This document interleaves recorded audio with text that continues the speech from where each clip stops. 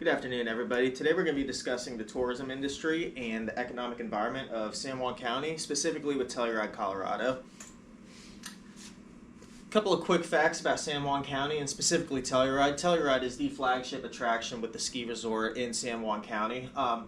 Telluride, the town, sits itself in this nice little box canyon at 8,750 feet. It's 12 blocks by 8 blocks. It's very small. It's a very popular year-round destination because it recently opened a mountain bike park, which helps it compete in the summertime with areas such as Aspen or Vail or Breckenridge or those other popular mega resorts that you see in Colorado. It has a sister town of Mountain Village that sits about 1,000 feet higher up at the top of this gondola that you can see that actually has the ski resort in a small municipality with a lot of lodging and employee housing, just little things like that to make the infrastructure a little bit easier to get around in. We have a population of about 2,500, which is an 11% increase from 2000. So in about 20 years, we've seen about 11% people coming in. So it's not exploding, but it's also got some steady growth that we can really look forward to. And our mean resident age is 36 years old. It's a very young crowd here. The rough alpine style of living really lends itself to that, to a younger crowd. Assets of note is the Telluride Ski and Golf Resort that opened in 1970 and has been basically the biggest tourism destination in San Juan County since then. There's a multitude of accommodations such as hotels, motels, Airbnbs, condos, everything that you could possibly think of. There's a wide variety of eateries and bars from upscale to mid-tier to grab-and-go, cafes and bakeries. There's a wide variety of annual events as well that attract a lot of people in the summertime as well, giving Telluride that competitive edge in the summer over those aforementioned resorts. There's a lot of transportation services. As we discussed earlier, there's a gondola. It's the only public transportation system of its kind in North America, and it was built to help with the air quality problem with all the pollution sitting in the bottom of that box canyon. You'll see later on we got a chart. The AQI in Telluride is 0, which is absolutely astounding. The air is crisp and it's a beautiful place that really needs to be preserved, and that really attracts a lot of people because of that preservation that's put in place. And finally, there's a lot of natural terrain features that attract a lot of adventure enthusiasts. There's just things you can't build sometimes. Here we got Palmyra Peak at 13,319 feet. This is the Hike to Terrain sign that you will read before you hike all the way up there and then potentially ski over to there, down that, and over to here. And if you survive, you get to have a great time. But a lot of these things you just can't build, and it really needs to be preserved in Telluride. We'll talk about that later in our environmental impact analysis too with our proposed methodologies. Moving on to the industries of Telluride, Colorado, as you can see, we have a wide variety that are associated with the tourism industry. If you add them up between accommodations, real estate rental, arts, entertainment, recreation, then we also include the sporting goods, camera and hobby and stores because those are basically all just equipment rental or equipment purchasing stores. So we can see that there's about 35% of the population of Telluride involved in some form or another directly in the tourism industry. We see our income distribution here in Telluride. We're seeing obvious signs of growth through the years. We have a median income of $71,000, which is up 38% from 2000. So we can see Telluride's growing. There's a lot of good stuff happening, and we really want to continue with it. We're seeing a 48% increase in non-family income. We're seeing a per capita income increase of 28.3%. And so we have a wide variety of residents, such as seasonal, permanent residents, and visitors. We describe seasonal ones as those that come with a temporary contract for the winter or summer seasons only. Describe permanent residents as people that live there full-time and pay taxes there. And then visitors are people that are there for recreation and do not have a full-time home there. We can also consider second homeowners in the scope of all of this, which skews our data a little bit. They're not full-time residents, but their income has been included because they do pay taxes in this municipality here. But we do want to keep that in mind as we move forward with some of these things, so it's a good thing to note there. Here's our household distribution. Some of these spikes we're seeing have a wider range than the lower incomes because there's a wider range in there, so don't let that fool you there. Moving on to median family income, we can see that we got a lot of people that make pretty good money here in Telluride, which is good because it's expensive. We have 25% of the population earning between $150,000 to $200,000, which is great. We got another big spike that we see kind of around that middle area there, and then we also see quite a few people making over $200,000, which those will be our second homeowners and people that we were just referring to. The scenic beauty and natural beauty of Telluride cannot really be measured, but we were discussing how important it is earlier. These are just some of the pictures of Telluride. I personally took these when I lived there for 4.5 months working in lift operations in Telluride this past month to get a feel for the town and everything. So this is the view from downtown from block 1 of 8. Block 8, you can see right past that Christmas tree there. It's a beautiful, quaint little town in that box canyon. Here's the sunrise from the top of Lift 7 on Telluride Ski Resort where we worked every day. This is the view from my apartment one night. Just stunning beauty that we really cannot monetize, but we have to preserve. And then, obviously, the flagship attraction, Mount Wilson, located a couple miles away from Telluride, and you can see that's the Coors Light Mountain. Just a little fun fact about Telluride. We have a lot of picture-taking companies that post up at great viewpoints like this that really monetize on people that love Coors and the mountains and get some good pictures in front of them. So if you got $25 and want a picture in the front of the Coors Mountain, there's an industry in Telluride that's established that. We're also talking about how beautiful it is. Don't take my word for it. We have some charts from the weather here. We can see that precipitation is really good. It stays above the average throughout the year. Our humidity in December and whatnot, it rises throughout the winter. We don't have a lot of wind speeds throughout the winter, so we don't have a lot of lift closures at Telluride. And as you can see, we got great snowfall coming through, way higher than the U.S. average.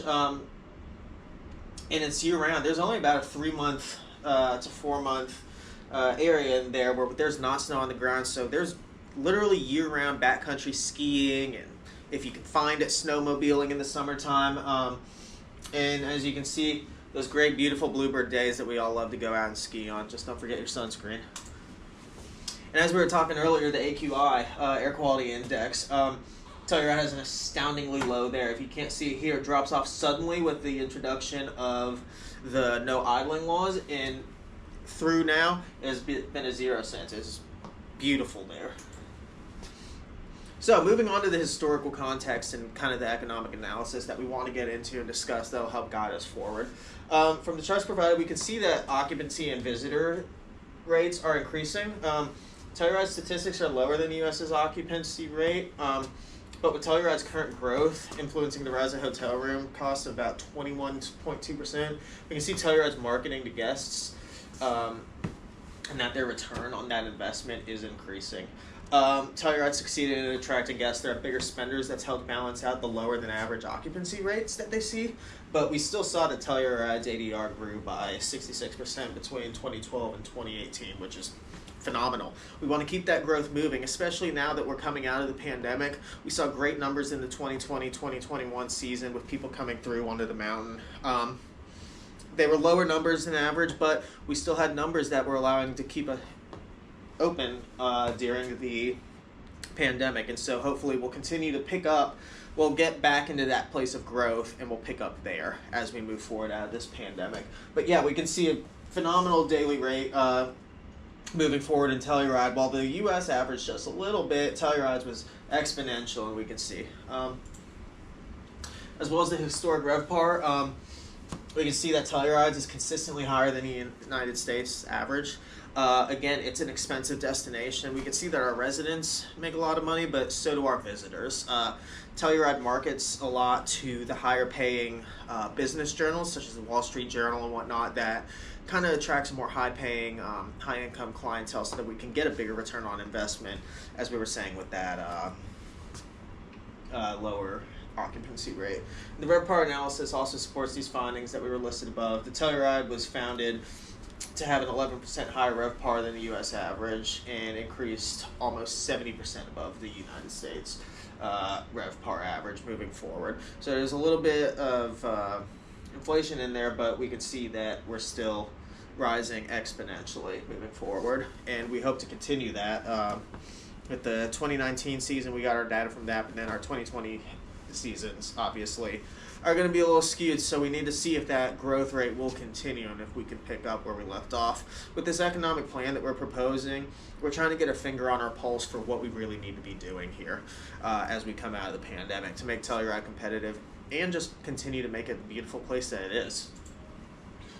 So what's made Telluride grow so much? There's a history of innovation that has happened. So these are the major ones that really just put Telluride on the map and the huge infrastructure improvements. We can see in 1970, Telluride opened for snowcast skiing. In 1972, the actual Telluride ski resort opened before lifts. 1984, the Telluride Regional Airport was established, which is one of the highest airports in America, sitting around 9,000 feet or so. In 1987, they incorporated Mountain Village, where Telluride Ski is located, and it became the sister city of Telluride. And then 5 years later, we have Telluride Golf Resort, which this is where we see a lot of the annual events and summertime visitation that's coming in. Telluride has long been ahead of the curve with summertime visitation because of a lot of these things that they have built to make themselves competitive year-round. In 1996, the gondola we were speaking about opened, and then little ways through, progress a little ways. Telluride did great for a couple of years there. We go to 2008 where Revelations Bowl was opened, which is some of the gnarliest terrain that you can find at Telluride. It's a naturally formed bowl and attracts a lot of other people. And with that, their Lift 15 opened as well, which is their newest lift, and it attracts a huge number of locals who love to ski that area, as well as people coming to Telluride specifically for the terrain and almost specifically for Revi sometimes. 2009, Alpino Vino and the Gold Hill Chutes were made. That's some of the other gnarly backcountry terrain we were talking about that people love to come to Telluride for. And then rumors for mountain upgrades coming for 2022 that we can't confirm yet, but we will be discussing moving forward as we get this plan nailed down, and we'll see how those mountain upgrades that are supposedly coming will impact Telluride. Destination assets, we'll run through these a little bit, but for those of you that aren't locals, you can see we have great public transportation. We have a lot of activities and attractions for winter and summer. Our annual events that we were speaking about earlier, these annual events attract a lot of people from a lot of different walks of life. We can see just the wide variety of it. We have the Telluride Mushroom Festival, which is all about making food with mushrooms. And then we also got the Fire Festival, where we set stuff on fire in the wintertime. We got the music festivals that come through, and Ride Fest is a very big one, as well as the Telluride Jazz Festival. But all of these summer events, and most of these are summer events, attract people to Telluride, again, with the competitive edge that Telluride has in the summertime. More venues for weddings, parties, retreats, conferences, whatever you need there, both publicly and resort-owned. We do have resort-owned ones. We have public areas that you can go to, and then we also have performance venues as well as like restaurant private venues for your rehearsal dinners and whatnot. This is resort-owned and operated eateries and whatnot. We can see that the resort offers a wide variety, and we got this data from Telluride Ski Resort of what they offer to their patrons. This is our non-resort-owned properties that provide food for everybody. These are all located in town in Telluride itself, in that 8x12 block radius that we were talking about. Huge variety, very competitive to get people, but every night you'll see each one of these restaurants are absolutely packed to the brim. Arts and culture, we have awesome, really cool stuff. Telluride is an incorporated historic district in Colorado because of its origins as a mining town and its importance to the development of Colorado back in those Wild West days. So it's very cool. You can see a lot of great history publicly, and then there's a lot of private galleries for art as well. We can see our hotel amenities as well. We have a pretty in-depth look at everything that we have here. We're going to blast through it pretty quickly, but you can find it in the Economic Impact Report as well, a breakdown of all of this. But yeah, lots and lots of lodging. We have rooms available for everybody in all kinds of places. Not all of these are located in Telluride. We have some that are in the San Juan Mountain region, specifically our campgrounds and kind of more retreaty type of places than your typical ski in, ski out areas that you would see that people typically prefer. All right, so we want to talk about how we're going to get this data. Our proposed methodology, our first analysis that we want to do is our economic impact analysis. It shows us that the health of the tourism sector. We can see the seasonal growth, tax generation, employment, other fiscally relevant statistics that are crucial to making informed and calculated decisions here. It also allows us to see the general health of the economy because tourism is such a large portion. As we said earlier, 35% of the population is involved directly in the tourism industry itself.